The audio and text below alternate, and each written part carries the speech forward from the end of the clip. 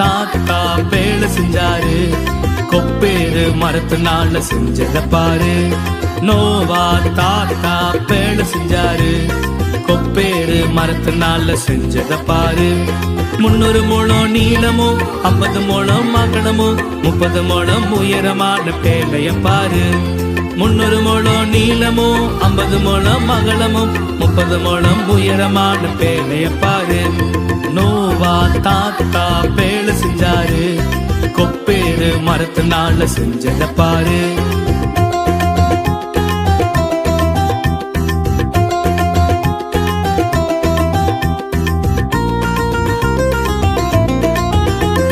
கீழ்ப்படிந்த 8 பேர் காக்கப்பட்டனர், காக்கும் தெய்வம் இயேசுவையே போற்றி பாடுவோம்.